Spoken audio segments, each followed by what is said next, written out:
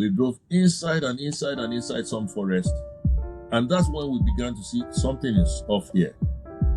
That's when your heart begins to pound.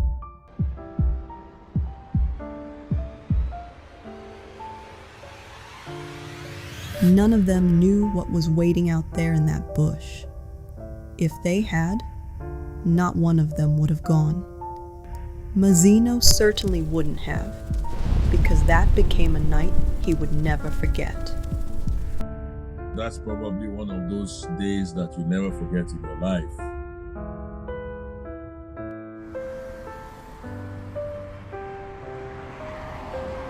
But to understand how Mazino ended up carrying a dying man in his car at 4 a.m, you have to understand who he was before that night. A boy from a decent home. A boy with dreams. A boy who simply wanted to belong. Yeah, my childhood was very beautiful, a lot of fun. It was a lot of fun. You know, I came from I would say, nominal Christian home. Growing up, my parents were not extraordinarily strong Christians as such. They went to church. We went to an Anglican church, an Orthodox church at the time. And so, you know, we were the type of Sunday church. But my father was a politician. He was a businessman. And, you know, worked with the government for a while. He was the chief whip of the UPN in the National Assembly. And my mother was an educator. She rose up to be eventually a director of education in Lagos State. So I had a very decent and relatively strict upbringing with my siblings. 7 other siblings apart from me. It was a lot of fun. We traveled a lot. My parents took us abroad, so we were always traveling and so on and so forth. Went to federal government colleges, and in those colleges we got to mix with all manner of Nigerians from all parts of the world. So I kind of call myself a detribalized person. I usually don't even know where people come from in Nigeria. I just got used to seeing everybody as one. Mazino had everything. The family, the status, even a car by the time he got to university. On the surface, it looked like enough. But beneath it all, he was searching for something harder to name. A sense of belonging, of truly feeling among people who saw him. The moment he stepped onto that campus, something was already waiting for him. He fell in with the wrong crowd, violent, dangerous, and what followed changed everything. So how did it come to this?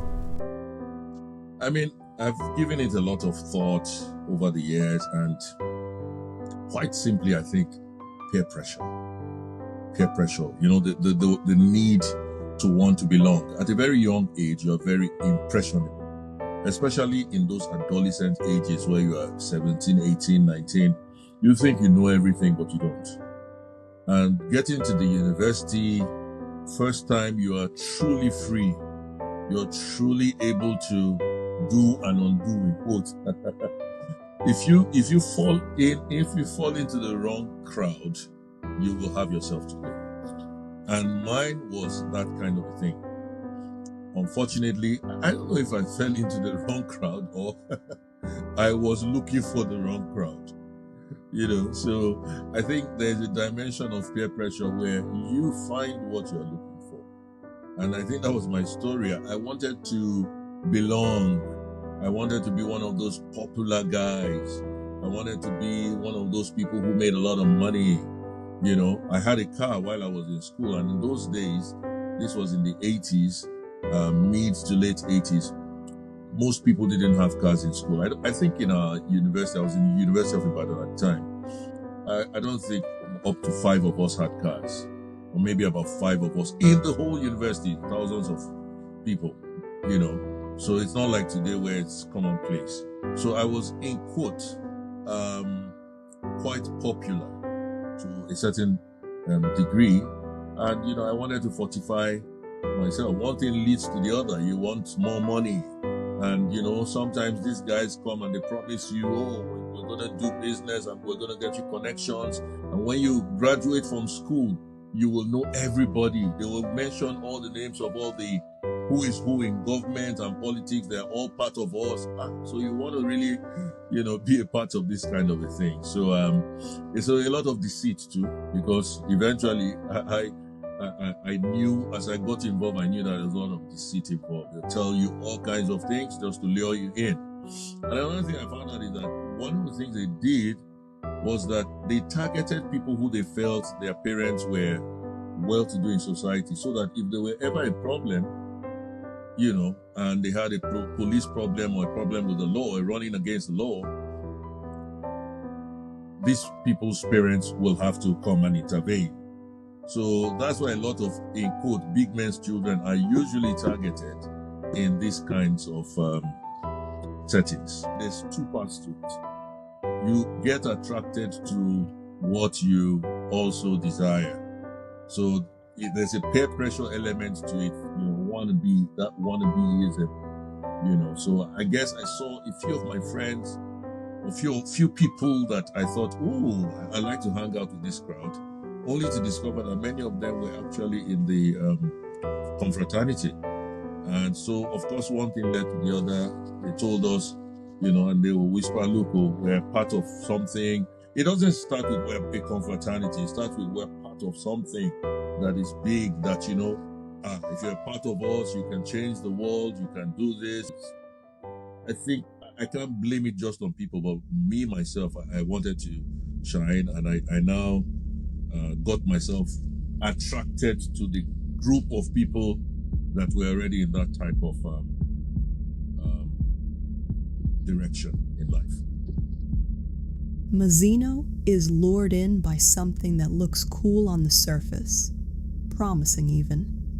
But beneath it, the truth is far darker than any of them realized. It doesn't come to him all at once, not until the initiation. They didn't know exactly what was going to happen. None of them knew what was waiting out there in that bush. If they had, not one of them would have gone. Mazino certainly wouldn't have, because that became a night he would never forget. Honestly, that's probably one of those days that you never forget in your life. It's, as I was very adventurous. And if I tell you that after a while, I really didn't, I knew kind of what I was getting into, but I didn't know it was going to be that violent, so to speak. To me, it was more of a secret business group, a secret group of people who were movers and shakers. And I just like the idea of that secrecy, where, people do things behind the scenes, and they accomplish things, behind the scenes. But, we already knew that there was going to be an initiation. They told us about it. If you wanted to join, there'll be an initiation. I can't remember whether we paid money or not. It's such a long time now, so I really can't. But we did know there'll be an initiation. We didn't know what it was going to be about. None of us. We just thought maybe we're going to have a meeting somewhere.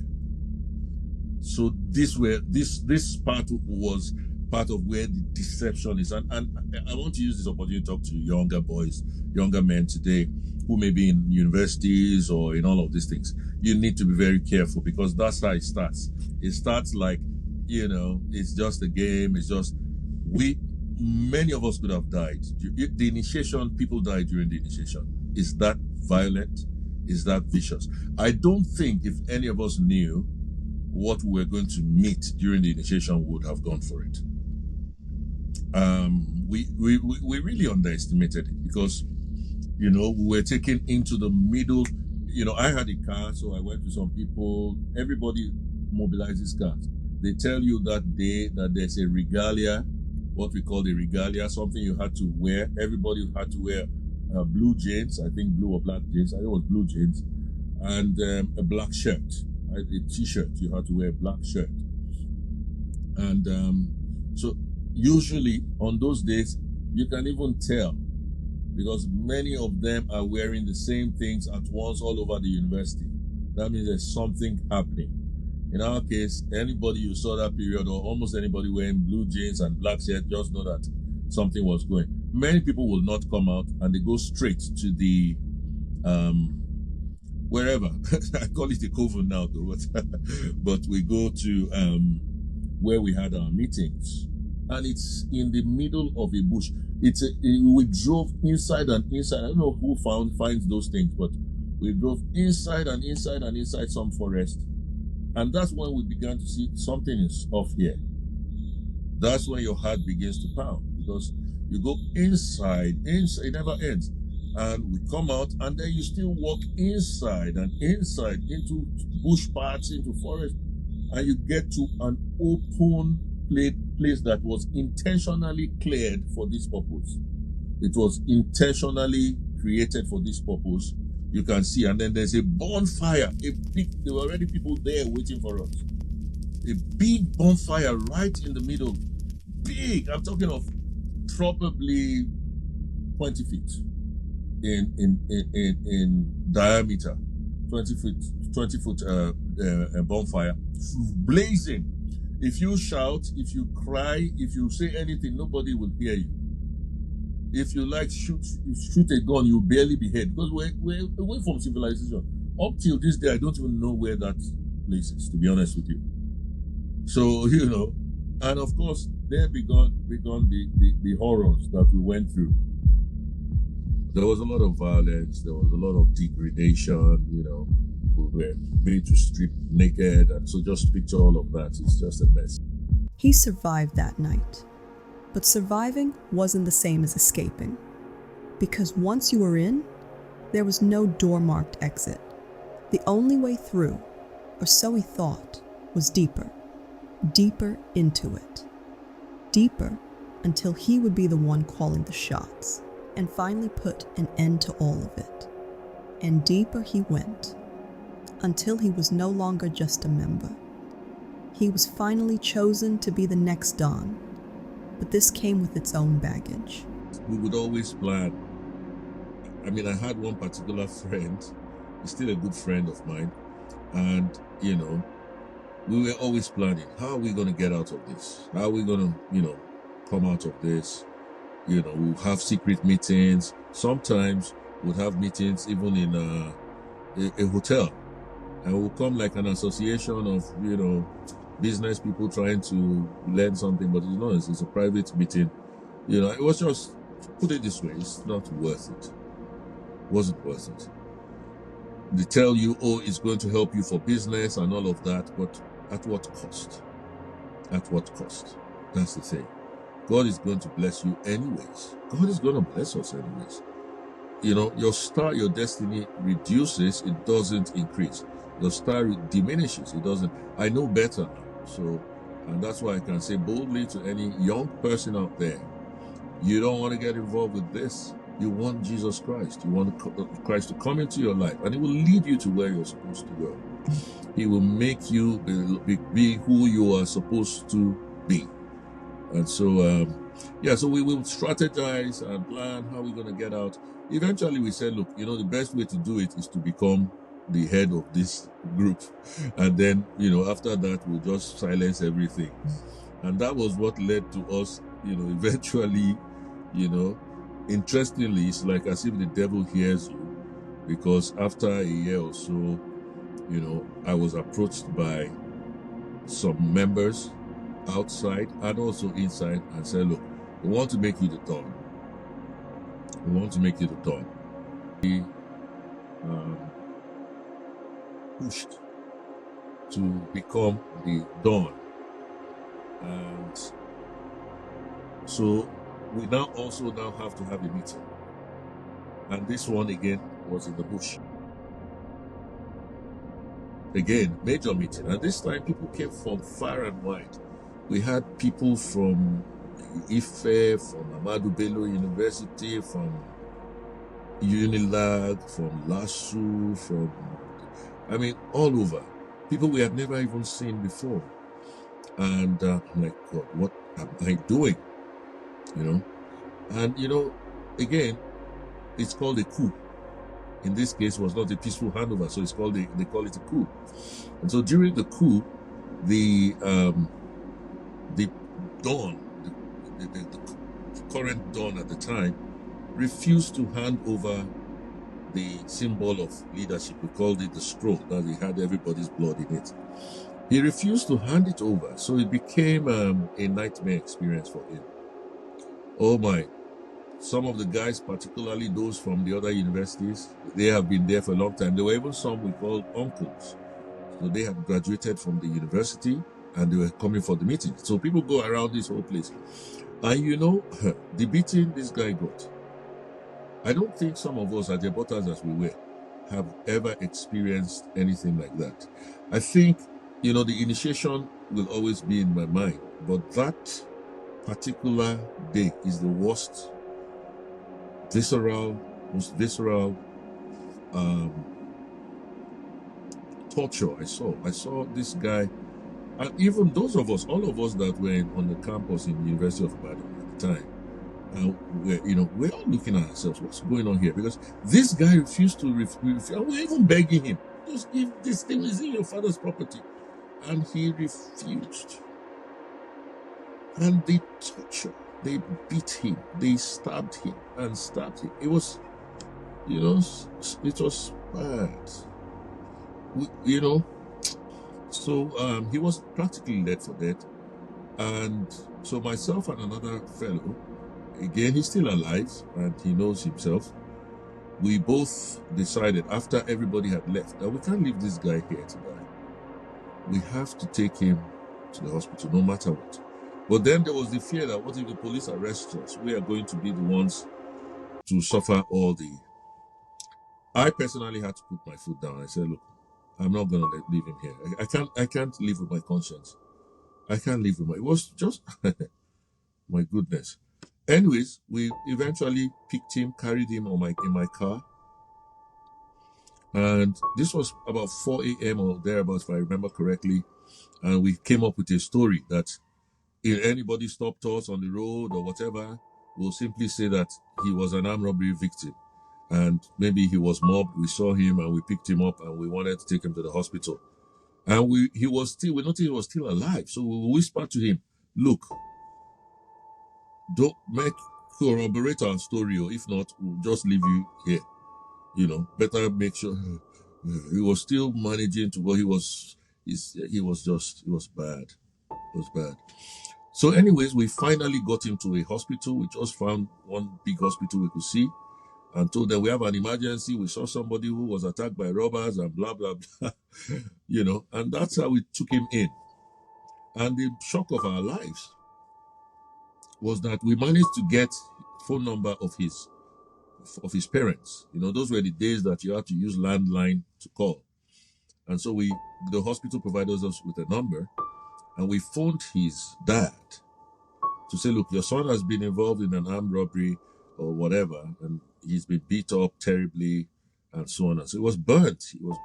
Part of his body was burnt. You don't want to know how many times he was stabbed. It was just mess. It was gory.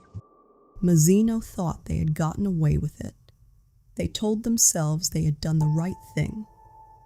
They'd taken him to the hospital. But then the police started asking questions.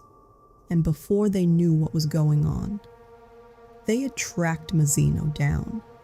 I was the first to be arrested because I had a car. When I drove to Sabo, parked my car, and I was eating the salad and what have you, this was about 4 days after. I think 4 days is in my mind. It was about 4 days after.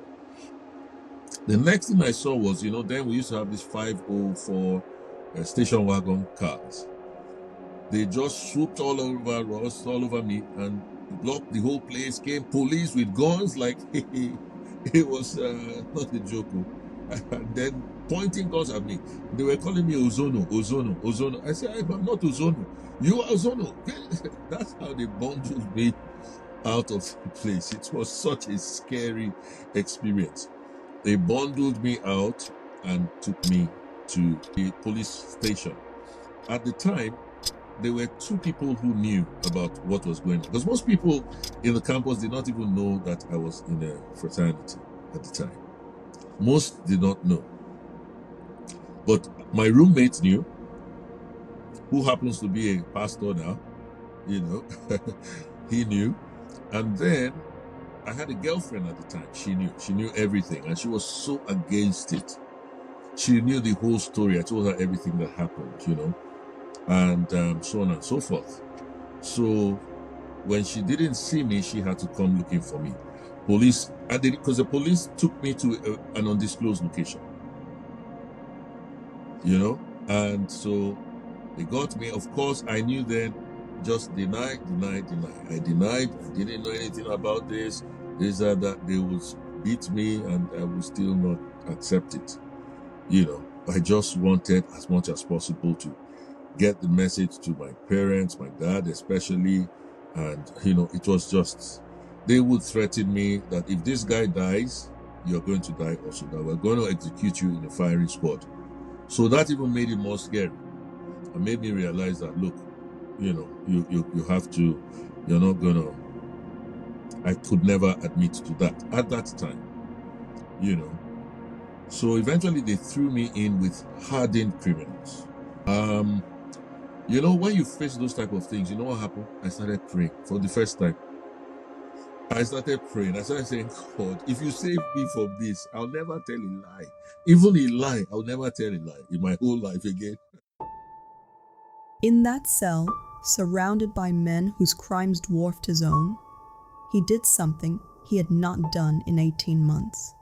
He prayed, not a religious prayer, not a church prayer, a desperate prayer. The prayer of a man who had finally hit a wall. Now he realized what he had done to himself. Cultism was never a good call, and now he knew better. Wasn't worth it. They tell you, oh, it's going to help you for business and all of that, but at what cost? At what cost? That's the thing. God is going to bless you anyways. God is going to bless us anyways. You know, your star, your destiny reduces, it doesn't increase. Your star diminishes, it doesn't. I know better now. So, and that's why I can say boldly to any young person out there, you don't want to get involved with this. You want Jesus Christ. You want Christ to come into your life, and He will lead you to where you're supposed to go. He will make you be who you are supposed to be. The cell doors opened. His parents intervened. The boy that was beaten within an inch of his life survived. And just like that, Mazino was free. Free to board a plane to England. Free to start over. Free to bury what had happened in Nigeria under a new postcode, a new university, a new identity. He thought he had escaped, but London had a different kind of darkness waiting for him. And I didn't smoke Indian hemp until I got to London. My dad disowned me and I had to go back to London. I had nowhere to stay. I started sleeping in the streets. I had a car, but the heater in the car was not working. I started wandering the streets of London. I would eat banana that people have thrown on the street, on the road. That was what I was eating.